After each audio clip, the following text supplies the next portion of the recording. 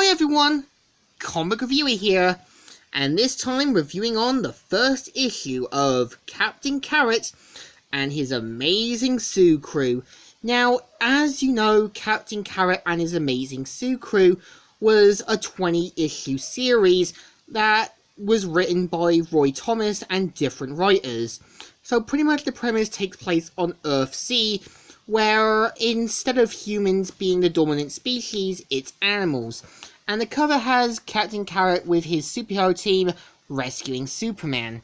And it starts off with Superman saying, "I tell you, Captain Carrot, you'll never be able to keep up with me. Huh! When I want some static Supermax, I'll turn on the radio. You just leap the way, okay?"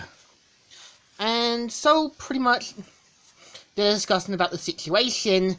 And keep in mind that if you have read the new Teen Titans issue 15, there was a preview comic with it. So pretty much the beam that turned people in Superman's Earth into with animal characteristics, which happens with the animals on Captain Carrot's Earth, turns back to their dormant state, with the ostrich and kiwi pilots returning back to their primitive state. And so Captain Carrot decides to try and play hero, and thankfully manages to stop the plane just in time, with everyone saying, He did it! I don't know who he is, but he did it!" And after this, Superman and Captain Carrot are pretty much discussing on how they're going to do this, but Captain Carrot points out about the events, how on his Earth everyone got turned back to their dormant state, and how him as Roger Rabbit was the writer in that for the Just Lot of Animals that meant to take place on Earth C-, and ends up meeting Superman, and finds out that one of the meteor rock fragments that contaminated his carrots also gave him superpowers once he eats them. And so, despite the fact that he has no of Superman's powers, he manages to hop all the way up into where Superman is in space to try and break the barrier on Pluto, and suddenly ends up with Captain Carrot falling down, where he's worried that he's gonna be Rabbit Stew, but suddenly Pig Iron manages to capture him and says, "Don't worry, little bitty bunny rabbit, Pig Iron won't let you go boom."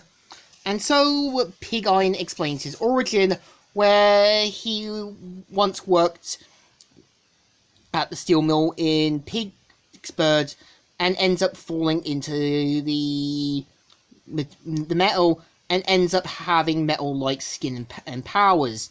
So they decide to find anyone else who has the powers. For example, with Abracadabra, they find her in their version of New Orleans, and they end up getting to know her. And she says, "Well, my real name is Felicia Fleur." And she explains that during her part-time job was working in karate, and also did part-time in magic, which one of the meteor fragments ends up falling into one of her meditation pots and ends up getting magical powers. So they need to find another member, and they find one in their version of Kansas, with the turtle character Fastback saying, "Galloping Galvus, hey, that must be the caution tornado that weather boy told me about." And so he ends up stopping the tornado and explains his origin. He was pretty much a simple kind of guy who couldn't hold on to a job due to him being a turtle, and one of the meteor fragments ends up hitting him, which grants him super speed. So they manage to go into Florywood, which is their version of Hollywood, and where they basically meet Yankee Doodle and Rubber Duck. And pretty much they are the last two members to be found, and they explain their origins. Yankee Doodle was a reporter, and Rubber Duck was originally a big-time Hollywood guy. They ended up getting their powers, saying, "You okay, Fern? Libby, what?" And so pretty much they find out they've got powers, and decide to become superheroes. And so, pretty much, Captain Carrot and that get into action. Just as they manage to break the barrier through, they end up on Pluto, and manage to break through Guns N' Roses. And where they end up meeting Starro the Conqueror, saying, "I am a who, Starro the Conqueror." And so he mainly explains his origin, how many years ago he battled the Justice League, and when he was blown to smithereens, a part of him was left, which created this Starro. So Superman tries to warn them, and Captain Carrot and that get into action, which each punch, each blow, and everything else.